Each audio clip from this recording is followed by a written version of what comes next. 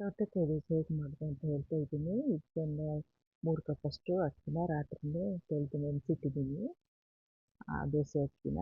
ಆಮೇಲೆ ಸೌತೆಕಾಯಿ ಹೇಳ್ತೀವಲ್ಲ ಅದು ಕುಕ್ಕುಂಬರೇ ಆಗುತ್ತೆ. ಅದನ್ನು ಚೆನ್ನಾಗಿ ವಾಶ್ ಮಾಡಿ ಹೀಗೆ ತುರಿದಿಟ್ಕೊಳ್ಬೇಕು. ತುರಿದಿಟ್ಕೊಂಡು ಆಮೇಲೆ ಅಕ್ಕಿನ ನಾನಿದು 2 ಬ್ಯಾಚ್ ಕಡಿತಾ ಇದ್ದೀನಿ. ಫಸ್ಟ್ ಒಂದು ಕಡ್ದಿದ್ದೀನಿ, ಹಾಗಾಗಿ ಮಿಕ್ಸಿ ಹೀಗಾಗಿದೆ. ಮಿಕ್ಸಿಯಲ್ಲಿ ನೆನೆಸಿದ ಅಕ್ಕಿ ಹಾಕಿ ಸ್ವಲ್ಪ ನೀರು ಹಾಕಿ ನುಣ್ಣಗೆ ಗ್ರೈಂಡ್ ಮಾಡ್ಕೊಳ್ಬೇಕು. ತುಂಬ ಜಾಸ್ತಿ ನೀರು ಹಾಕಿ ಗ್ರೈಂಡ್ ಮಾಡಬಾರ್ದು. ಯಾಕಂದರೆ ಸೌತೆಕಾಯಿ ತುರಿದಿದ್ಮೇಲೆ ಅದೆಷ್ಟು ನೀರು ಬಿಟ್ಟಿದೆ, ಸೌತೆಕಾಯಿ ತುಂಬ ನೀರು ಬಿಡುತ್ತಲ್ಲ, ಅದರದ್ದು ನೀರುತ್ತೆ. ಅದಕ್ಕೋಸ್ಕರ ಜಾಸ್ತಿ ನೀರು ಹಾಕಬಾರ್ದು ಹಿಟ್ಟು ಕಡಿಯುವಾಗ.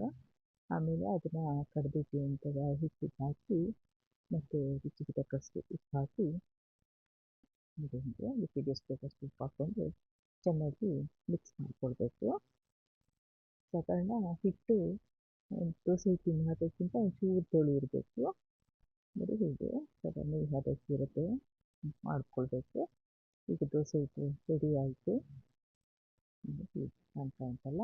ಆಮೇಲೆ ಒಂದು ದೋಸೆ ಕಾವಲಿನ ಗ್ಯಾಸಲ್ಲಿ ಇಟ್ಟು ಬಿಸಿ ಆದಮೇಲೆ ಅದು ಸ್ವಲ್ಪ ಎಣ್ಣೆ ಹಾಕಿ ಆಮೇಲೆ ಹೀಗೆ ದೋಸೆ ಮೇಲೆ ಹೀಗೆ ಹಾಕಬೇಕು.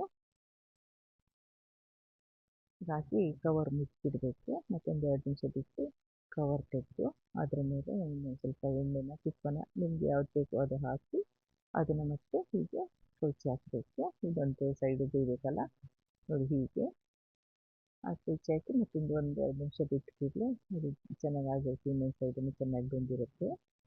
ಆಮೇಲೆ ನೋಡಿ ಹೀಗೆ ತೆಗೆದು ಸೌತೆಕಾಯಿ ದೋಸೆ ರೆಡಿ.